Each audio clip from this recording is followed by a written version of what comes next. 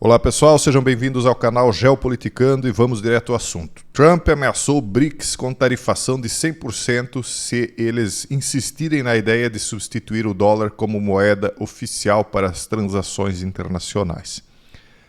Nós vamos colocar os dois lados da moeda aqui. Nós vimos até agora apenas canais falando a favor do Donald Trump ou contra o Donald Trump, dependendo da posição em que eles estavam. Há argumentos para as duas situações, só que nós temos de entender ela para entender para onde as coisas estão indo aqui no Brasil.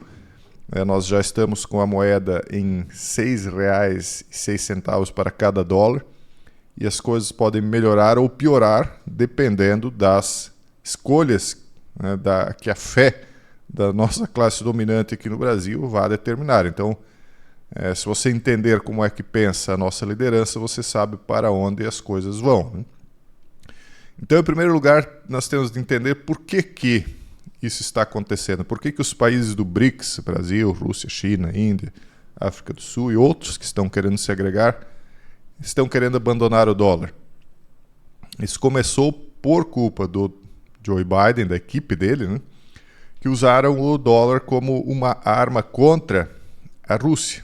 Quando eles apreenderam 300 e poucos bilhões de dólares, tiraram a Rússia do sistema SWIFT, e começaram a se endividar de uma maneira muito acelerada, desvalorizando o dólar, né? Então, quando você desvaloriza uma moeda, quem tem ela guardada em confiança sai perdendo, que era o caso, por exemplo, da China, que era o maior credor, né, do dólar. E aí os países começaram a imprimir moeda também, penso eu, que para acompanhar essa desvalorização, né? E aí nós estamos vendo isso acontecendo no mundo inteiro. Então, como eles fizeram isso, né, com a administração Biden, os países começaram a dizer, não, vamos negociar na nossa própria moeda. Eles falam, né, em criar uma moeda comum, mas no final essas coisas sempre acabam que domina o país mais forte. Quem é que vai acabar dominando? A moeda da China, na minha opinião, né, vai acabar sendo a moeda substituta se eles insistirem nisso. O próprio Donald Trump criticou a administração Biden por ter utilizado o dólar como arma na época, né? E disse que ele iria recolocar a Rússia no sistema SWIFT e reintegrar ela, porque quem perdeu com isso foi os Estados Unidos e não a Rússia. E, de fato, né, se você parar para analisar, a economia da Rússia foi adiante sem ser afetada, enquanto o dólar passou a ser cogitado de ser substituído. Só que, por outro lado, o Trump disse, olha, vocês vendem bastante para nós aqui, porque a economia norte-americana é a mais consumidora do mundo, né? Então eles compram do mundo inteiro, né? Aí o Trump disse o seguinte, exigimos que esses países se comprometam a não criar uma nova moeda do BRICS, nem apoiar qualquer outra moeda que substitua o poderoso dólar americano, caso contrário eles sofrerão 100% de tarifa e deverão dizer adeus às vendas para a maravilhosa economia norte-americana. Por quê?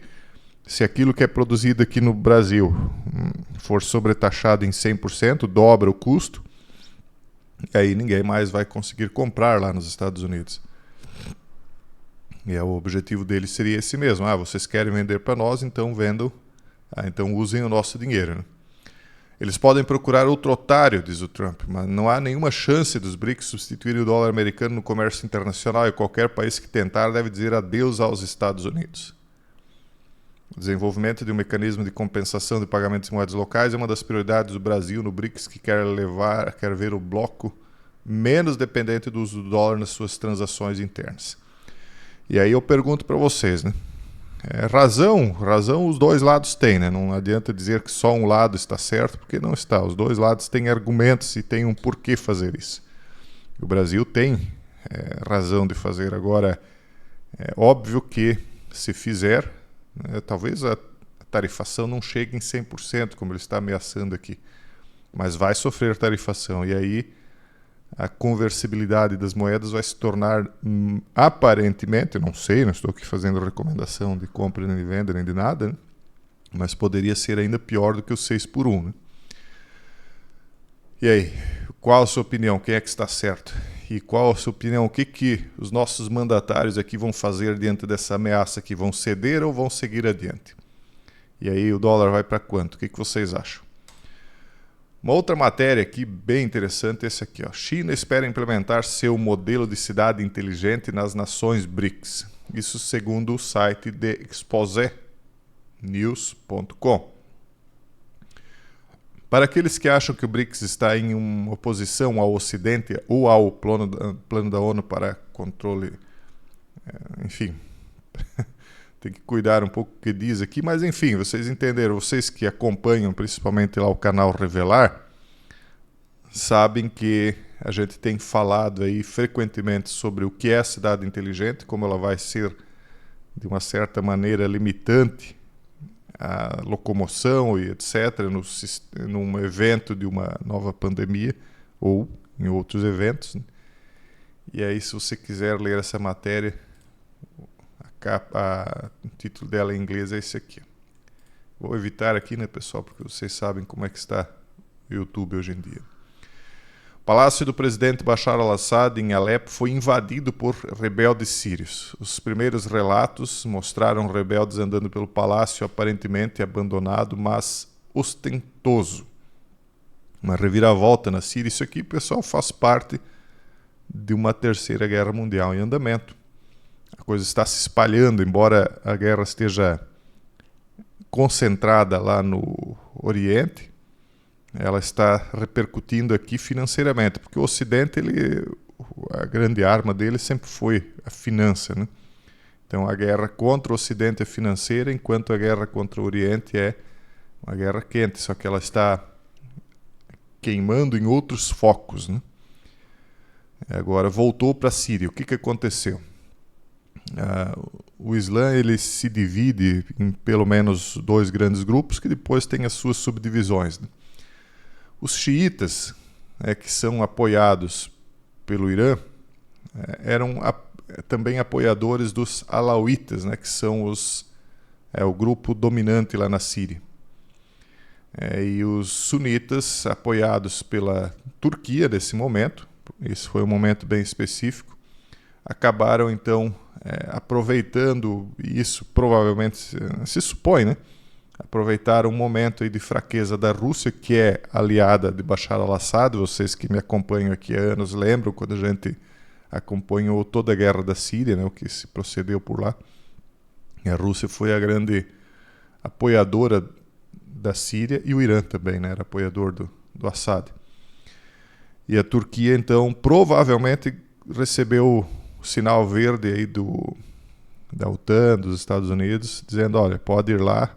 E ela foi, né? A Turquia apoiando aí os sunitas, eles tomaram então Alepo. Dizem que foi a Turquia, né? Não há nada oficial, pelo menos. O palácio do presidente então foi invadido por rebeldes sírios nessa noite de domingo agora, de acordo com relatos da mídia árabe. A tomada ocorreu depois que os rebeldes islâmicos invadiram a cidade de Alepo no sábado, quase cercando as forças pró-regime restantes do Assad, né? Levando a um reforço das forças curdas. O palácio foi capturado junto com a vizinha Academia Militar de Alepo, durante a qual eles alegaram capturar sistemas de defesa aéreos russos. Por quê? Porque os russos apoiam o presidente. Essa é a primeira vez desde o início da Batalha de Alepo que o regime de Assad perde o controle da segunda maior cidade da Síria, sinalizando a séria deterioração no controle do regime. Isso aqui provavelmente aconteceu porque eles prepararam uma surpresa, prepararam forças extraordinárias, né, além daquilo que normalmente eles usavam, e pegaram de surpresa, porque a coisa na Síria estava relativamente calma, né, em relação ao que tinha acontecido anteriormente, e a inteligência da Rússia, as forças russas estão concentradas agora na Ucrânia, né, então isso aqui acabou passando sem que eles percebessem. Relatos indicam que todas as tropas de Assad evacuaram a cidade e que as únicas partes restantes da cidade não controladas pelos rebeldes são os bairros curdos do norte, que foram reforçados e mantidos pelas SDF enquanto as tropas do regime se retiravam. Bom, quando a guerra na Síria estava acontecendo, eu dizia, isso aqui é uma mini terceira guerra mundial que está acontecendo na Síria, como se fosse assim o início. E agora nós vemos ela começando a se espalhar com força pelo Oriente e amanhã ou depois pelo mundo.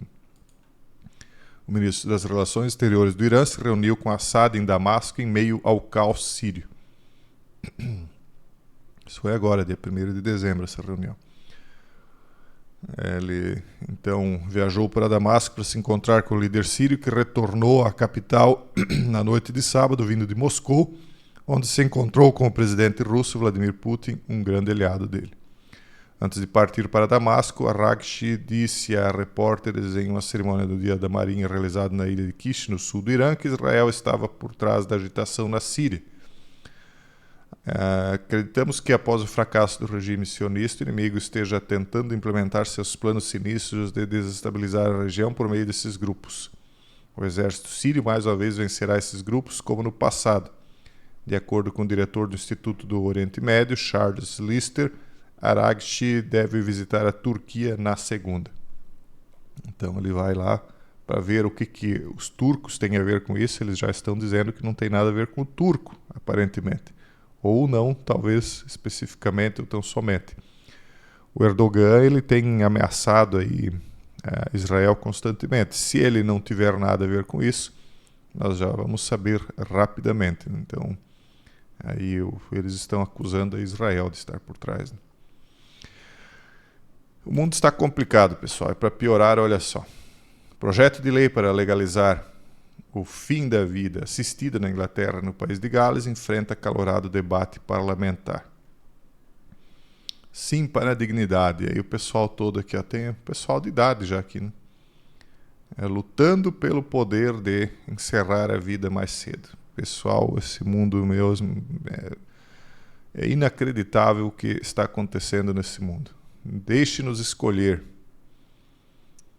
Isso aqui vai se alastrar pelo Ocidente, pessoal. Um continente famoso pela defesa da vida dos mais fracos, por conta do cristianismo ter se espalhado pelo Ocidente, onde os mais fortes, segundo essa fé, tinham que lutar pela vida, pela dignidade da vida dos mais fracos. Agora é o contrário que está acontecendo, né? Os mais fortes querendo eliminar os mais fracos. Os legisladores britânicos devem votar na sexta-feira uma lei proposta para ajudar adultos a encerrar suas vidas mais cedo. Não vou entrar muito no mérito aqui, só queria deixar vocês cientes de que isso aqui está para ser votado, essa lei. E é aquela história, né? Uma nação aí que não teve filhos, né? Ou que colocava seus filhos em creches, hoje está sendo colocados em asilo, ou aquela geração que eliminou seus filhos no seu próprio ventre, agora está para ser eliminada antes da hora. As coisas não são fáceis, pessoal. Nada que se plante aqui não acabe sendo colhido. Esse é o vídeo de hoje. Forte abraço a todos e até o próximo vídeo, se Deus quiser.